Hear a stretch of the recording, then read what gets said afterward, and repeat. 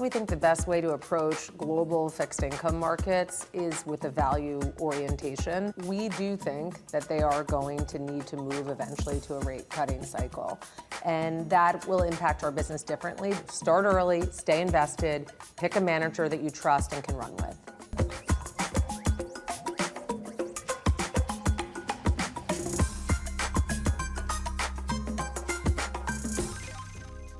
Katie Koch built her career at Goldman Sachs, rising to partner after raising 4 children in New York.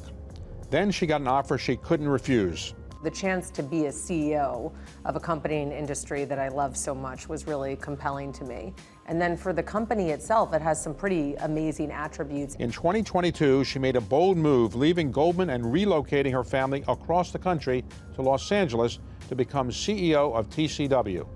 Soon after, disaster struck. Their rented home was destroyed in the California wildfires. But Koch leaned on her husband, a military veteran, and found strength through resilience. Life is not a chart that goes up and to the right all the time, and our kids need to face this and work through it. Today, Koch oversees more than $200 billion in assets at TCW, specializing in fixed income, but also expanding into private credit, equities, and ETFs. This whole private credit market hasn't really been tested yet for a true credit cycle. And so we think that Warren Buffett adage, right? Like when the tide goes out, you find out who's been swimming naked. She also worries about America's ballooning debt burden. I worry about it as an American. I think it's one of the greatest challenges that we're facing as a country. And I don't see a lot of willingness to really tackle it. As for Koch, her perspective on leadership will always be about authenticity. Just be yourself. Everybody else is taken, and you will inspire people to follow you. Okay, so your main business has historically been fixed income, which is bond investing, and not risky bonds, but bonds you're pretty certain are going to pay off and get a good coupon. But the other businesses you're in is it private credit, which is a higher risk, higher return. When somebody picks a bond manager to manage his or her bond portfolio, what should they look for? For us, we think the best way to approach global fixed income markets is with a value orientation. So we believe that eventually spreads mean revert. We're at record tights on credit spreads at the moment. It's somewhat true in the private markets. It's definitely true in the public markets. And so we'll be underweight credit. At the moment, we're actually 15% underweight versus the peers and also the benchmark. And then we wait for moments of dislocation to be able to step up and provide liquidity when other people can't or won't. So specifically, on Liberation Day earlier this year, we come into the year 15% underweight credit. We have this massive bout of volatility. Because of our disciplined philosophy and process, we had the liquidity to go and buy $5 or $6 billion of credit within that week and a half. And that for us has been a very repeatable way to approach the market and generate returns for clients. As somebody who probably watches the Federal Reserve, are you of the school that the Federal Reserve should or will likely lower interest rates in the near future? We do think that they are going to need to move eventually to a rate cutting cycle. And that will impact our business differently, but generally it should be good for TCW because we have a lot of duration, right? We run a lot of fixed income assets. So if rates get cut, our AUM goes up. The way we're positioned in those portfolios is we are overweight at the short end of the curve, which will react the most if there's a rate cut. I would say in private credit, it's a floating rate structure. So actually, if the rates go down, it could erode total return because your base rate goes down. But it's very good, clearly, for the operating fundamentals of the company. If interest rates go down, generally that means bond prices go up because the existing interest rate on those bonds is higher than the market would now say. But our new investors who are now wanting to invest, are they going to say, well, the interest rate is now lower, so I shouldn't buy new bonds, I should maybe buy an older bond? Or do more people come in when the interest rates go down, or they come in when interest rates go up? For most of my career, rates were zero. I would say that was a tough time to be in fixed income. Now you do look at it at a total return perspective. You're getting some good yield, 4 to 6%, and you have the possibility of some additional return if they cut rates. So it's an attractive time to be in fixed income. And yes, you can participate in new issuance or buy old bonds, put a portfolio together in an optimal way and get a good outcome. And I think in The private credit space, we have to watch that because we're used to now a higher base rate the last couple of years. If that erodes, it's going to make the total return there because it's floating rate a little bit less attractive. But again, the company fundamentals should be better in that part of the market. And you probably want to own a combination of both the public and the private fixed income market. And the only other thing I would say is that if we're cutting rates, if we do end up cutting rates, because usually we're doing that because there's some underlying weakness in the economy, that is a great environment for TCW because that will create volatility. It'll create broadening of credit spreads that we can take advantage of in public markets. And in private markets, this whole private credit market hasn't really been tested yet for a true credit cycle. And so we think that Warren Buffett adage, right? Like when the tide goes out, you find out who's been swimming naked. That's what's going to happen in private credit markets because people who have underwritten very conservatively should be able to survive that. So we like this environment generally, and if we do get some volatility, it's very much to our advantage. In recent years, the private credit market has risen, and that is a market where you're getting higher interest rates but higher risk, and that market is not really regulated by the federal government. Are you worried that when interest rates go up or down at some point, or there's a credit squeeze, the private credit market may not do as well as people think it will? I don't think there's a bubble in private credit, which would require some massive imbalance of demand and supply. I think those are largely in line. We know demand's rising, and we know that supply will continue to come because the banks can't finance in the way that they used to. I do think that there is the potential of some dislocation in that market, and I think that there could be some accidents because we've put so much money out so quickly, and we are seeing a deterioration in underwriting standards. So more PIK interest, higher leverage on the part of the portfolios. We're seeing more extensions. And so there's probably going to be some incidents. And what you're going to see is manager dispersion, which you haven't seen in a long time. But we continue to think people should be allocated to it and just be thoughtful about where they're committing capital. Do you worry that if there is a dislocation in private credit, the federal government will come in and say, we're going to regulate private credit, or you're not that worried about that?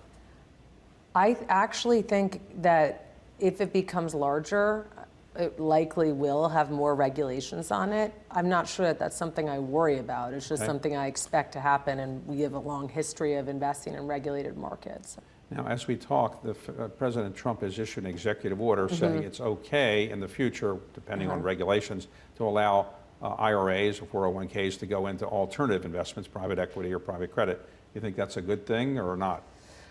I do think the reality is, and the reason they're doing this, and I think it's the right thesis, is that when you build your retirement account in America, you're basically trying to own a piece of American GDP, ultimately, right? Revenues into equity, what you have to pay on interest in the credit markets. And both of those markets are migrating more to private. So from that perspective, I think it makes sense that Americans should have some access to alternatives. I think like most things, it's in the implementation and it's in the sizing of it. We have to be careful about how much locked up capital we put into people's retirement portfolios. Liquidity is really important. I've learned over the course of my career that people generally reach for it at the most inopportune moments. People need liquidity to meet surprise obligations.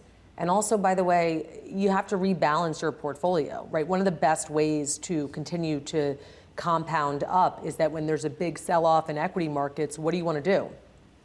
You want to buy them. It's really hard to do that if you have a bunch of locked up capital. So you're going to sell your liquid bonds and buy equity. Like that's an important thing people need to be able to continue to do in 401ks. But should they have some allocation to alternatives? Yeah, I think that's reasonable if we implement it in the right way. Now, in the fixed income world, you're always worried about interest rates, but you're always worried about more macro things as well. Right. Is the U.S. going to go into a recession? Is the inflation rate going to be very high?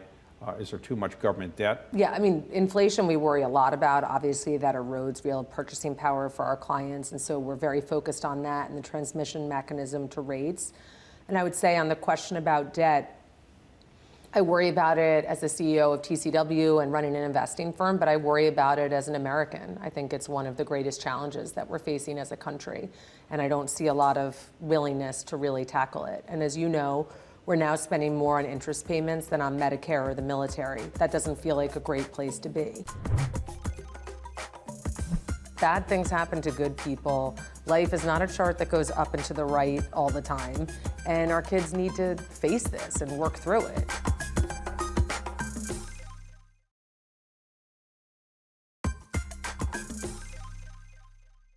So let's go to your background for a moment, how you became a fixed income manager. Where were you born? I was born in Fairhaven, New Jersey. Right, and where did you grow up? I grew up mostly in New Jersey. And what did your parents do? My dad was an executive at a construction company, and my mom stayed home with me for my childhood and then went back to teaching. And where did you go to high school? To Rumson Fairhaven High School. And college? I went to the best university in America, the University of Notre Dame. After Notre Dame, did you go to Goldman Sachs? Or? I did my summer internship and then started at Goldman Sachs full-time as an analyst in private wealth, transferred to London for a decade, came back to New York, and over the course of the career ran a number of different businesses, but mostly in asset management. So when you joined Goldman Sachs and you were rising up, were there a lot of women investment professionals there relative to what there is today? There really were not a lot of senior women executives. The ones we had were amazing and were super supportive of my career, but there were not many of them. So let me ask you the toughest question that I have thought of when I thought about this interview, which is, you're a partner at Goldman Sachs. You're based in New York. You have 4 children under the age of 10. Somebody called you, I assume a headhunter, and said, how would you like to be the CEO of TCW based in Los Angeles? Give up a senior partnership at Goldman Sachs. Why did you do that? There were a few things that really appealed to me. The first is that I know that I love the asset management industry and investing, so it was an industry I wanted to stay in.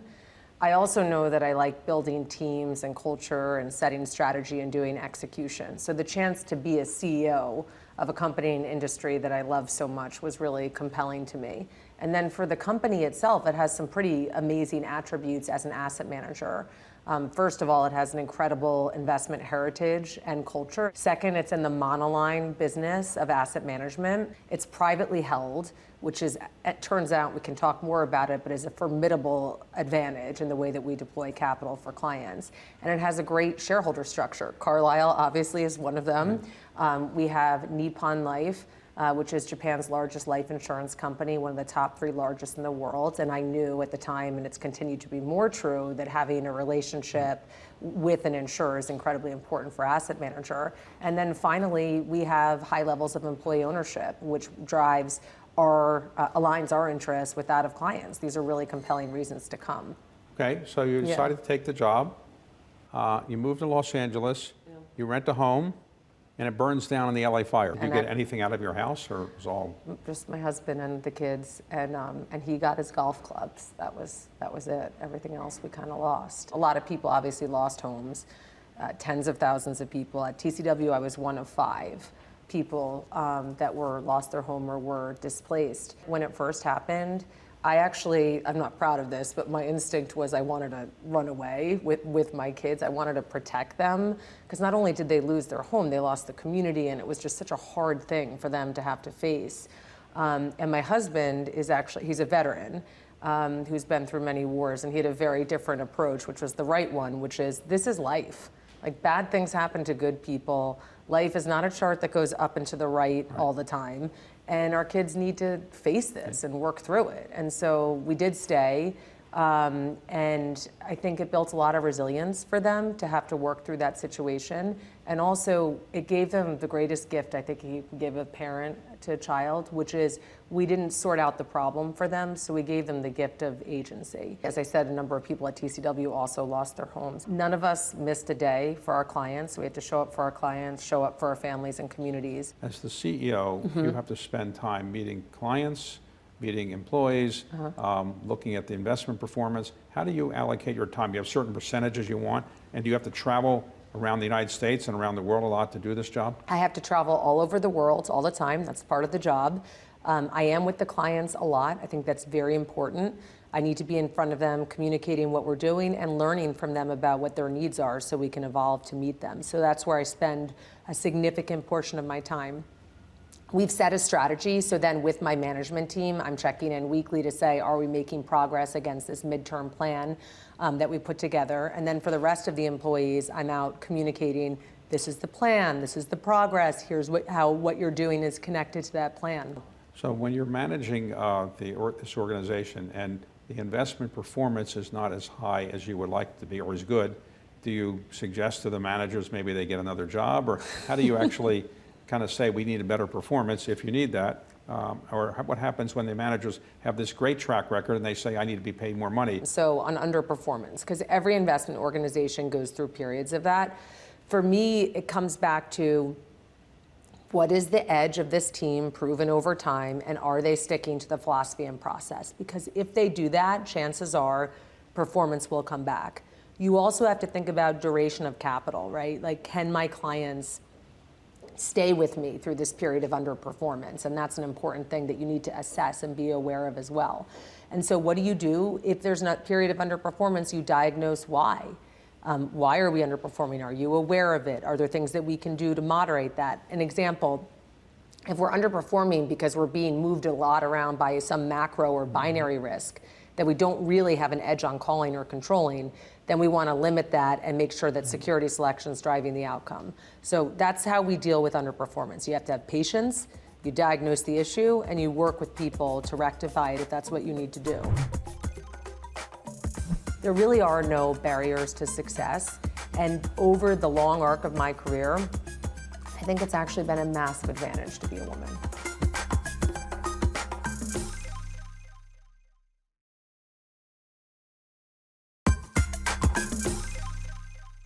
So today, if somebody is a young investment professional wannabe, they're in college or business school, why should they want to go into the fixed income business? And why not go into the sexy world of private equity or private credit?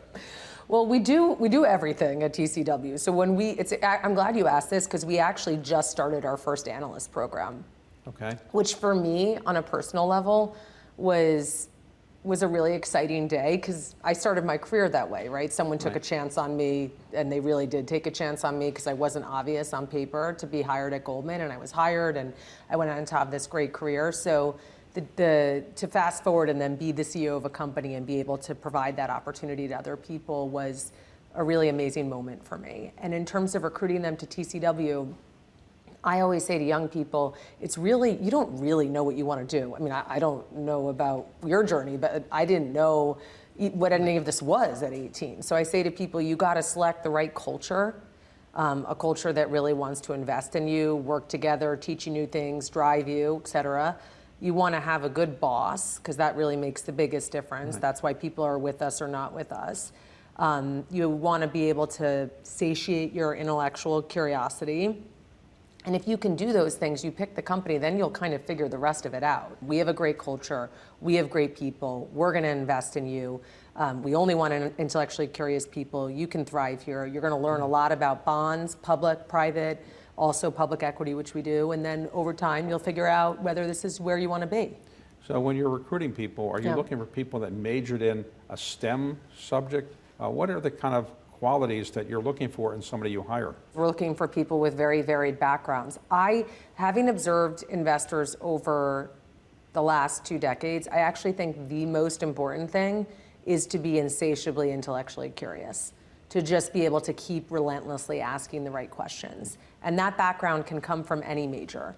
And then teaching someone how to value something, I think you can do that on the job. What's really tough to teach people is how to think, how to write, how to ask good questions. Now, for somebody that's watching this that is a senior at Notre Dame, a female, or any college, and says, I want to be the next Katie Koch, what is your advice about this, particularly for a woman? How should a woman position herself to get a job like yours and rise up in the financial world? It really has been actually an advantage for me to be a woman in this industry.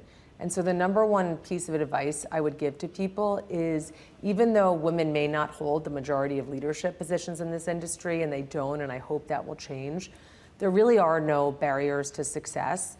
And over the long arc of my career, I think it's actually been a massive advantage to be a woman.